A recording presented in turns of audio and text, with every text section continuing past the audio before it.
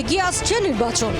প্রতিটি রাজনৈতিক দলই তাদের মতো করে ঘর গুছোচ্ছে, কিন্তু বামেদের ধর্মনিরপেক্ষ জোটের ভবিষ্যৎ এখন পরিষ্কার নয়।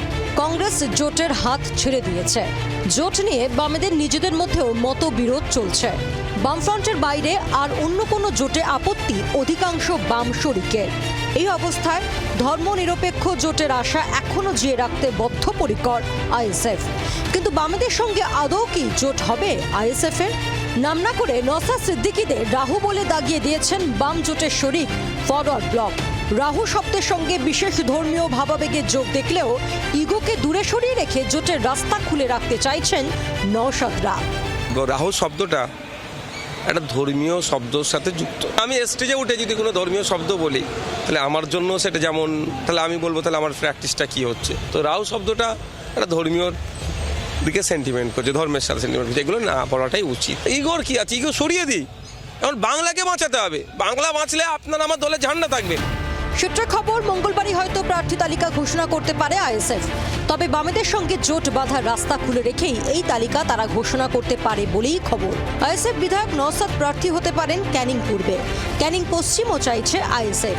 জোট হলে সেক্ষেত্রে হয়তো নিজেদের অবস্থান বদল করতে পারে তারা। আমি ক্যানিং পূর্ব নিয়েছিলাম, ক্যানিং পশ্চিম ছেড়ে রেখেছিলাম কংগ্রেসের জন্য।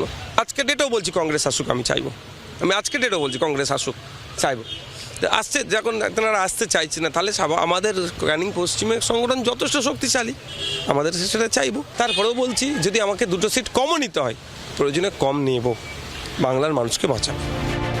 ধর্মনিরপেক্ষ তৃণমূল বিজেপি বিরোধী দলগুলোকে এই নির্বাচনে একসঙ্গে লড়াই করা উচিত বলেই মনে করছেন সিপিএম এর সুজন চক্রবর্তী।